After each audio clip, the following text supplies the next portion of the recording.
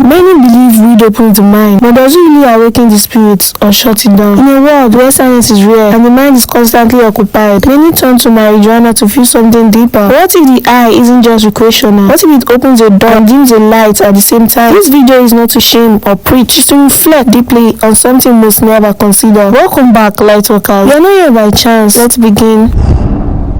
Long before marijuana became a symbol of rebellion or relaxation, it was sacred, used in ancient temples, burned in rituals, sometimes as a gateway, but always with discipline, intention, and spiritual preparation. Today, it is used casually, unconsciously, and the consequences are subtle but deep. Hermetic wisdom teaches us all is mind. The mind is the sacred temple, and what we allow into it echoes across dimensions. But the question becomes, are you truly ascending or just escaping? The principle of vibration tells us everything moves, everything vibrates. Marijuana shifts your vibration, but it doesn't guarantee elevation. Sometimes it detaches you from your grounding, not lifting you higher, but drifting you away. In the next part, we are going to explore how marijuana affects the astral body, the third eye, and your ability to manifest and connect with divine realms. You might be surprised by what is really happening behind the calm. Hit subscribe button, Lightworker. Your path is sacred. Guard it well. To see clearly, one must have light, but marijuana often clouds the lamp of the soul, the third eye, dimming the connection between the physical and the astral. The third eye is also called the ajna chakra, eye of Horus, or seat of the soul. It's not just symbolic, it's a spiritual organ of perception. And here is the truth that is rarely spoken. Regular marijuana use muddies the waters of the mind. It can temporarily mimic spiritual clarity. That clarity is often illusion, a reflection in smoke. In hermetic and mystical teachings, your astral body is your vehicle beyond the material. It travels in dreams, visions, and meditation. Marijuana can losing the connection between your physical and astral bodies. That may sound liberating, but it isn't always. When used without discipline, it makes you vulnerable to energetic attachments, emotional instability, and even false visions. The Kabbalion teaches, as within, so without. If your inner field is foggy, so will be the realms you attract.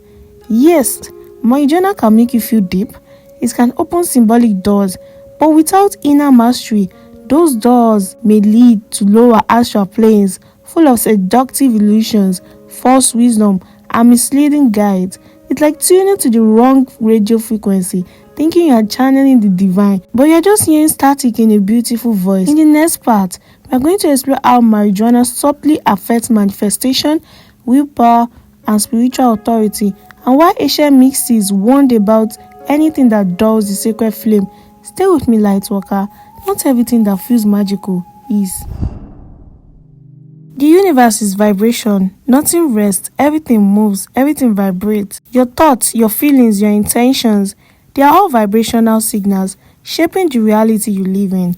Marijuana may feel like it elevates you, and briefly it can, but the law of vibration is not fooled by sensation. When used habitually, marijuana lowers your baseline frequency, pulling you into an energetic loop of overthinking, escapism, inaction, and emotional suppression. And what you vibrate, you attract. As within, so without. In all mystical teachings, from mysticism to yoga, your willpower is sacred. It is the fire by which you create reality, the sword that cuts through illusion, the force that magnetizes destiny. Marijuana, when misused, weakens the will. It creates dependence on a plant to access states your spirit should command on its own. The hermetic master does not rely on external tools. They generate energy from within, aligned, awake, and clear. But wait, this is not condemnation. The plant is not evil. Intention determines vibration. Used with sacred intention, in rare ceremonial space, under deep guidance, marijuana can open certain doors. Or used casually, recreationally, or as emotional escape, it can become a crutch that hinders the very evolution it promises. The truth, dear Lightworker, is this. Real spiritual growth doesn't come from shortcuts. It comes from clarity, from silence, from facing yourself fully without smoke or mask. You were born with divine instruments, the breath, the will, the soul. Guard them. Everything has a frequency, including your habits. Choose those that raise your light. Watch the next part in the series to deepen your inner alchemy.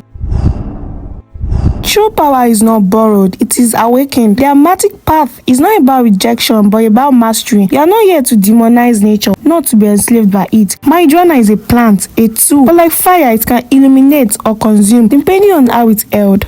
In ancient initiatic systems, sacred plants were never used casually. They were taken under strict guidance in purified state with ritual intention, often after long fasting and preparation. Why is this? Because opening spiritual gates requires responsibility. You don't walk barefoot into sacred fire unprepared. Casual use clouds the subtle bodies. It softens the edge of discernment and replaces inner power with borrowed light. The law of cause and effect reminds us every action echoes in eternity. The law of vibration whispers, what you carry, you become. The law of mentalism proclaims all is mind, including what utters the mind. So ask yourself, is my practice aligning me or escaping me? Spiritual growth doesn't reject or experience, but it descends. If you've used marijuana and felt open, awakened, expanded, honor it, but do not stay there. Come home to the silence within. The breath, the stillness, the ancient pulse of life moving through you with no intermediaries. May your soul crave clarity more than comfort. May your mind burn brighter than any external flame. And may you walk with full awareness, unclouded, unchained, and aligned with your highest frequency. You can check my channel as we explore sexual alchemy, another misunderstood force that holds the key to the spiritual power or self-destruction.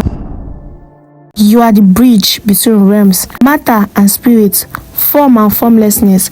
The universe does not judge you, but it reflects your every vibration. The issue is never the herb, but the intention, the repetition, the dependency. When a tool becomes a crutch, when exploration becomes escape, when stillness is feared unless clouded, the soul begins to sleep beneath illusions. This is not punishment, this is rhythm.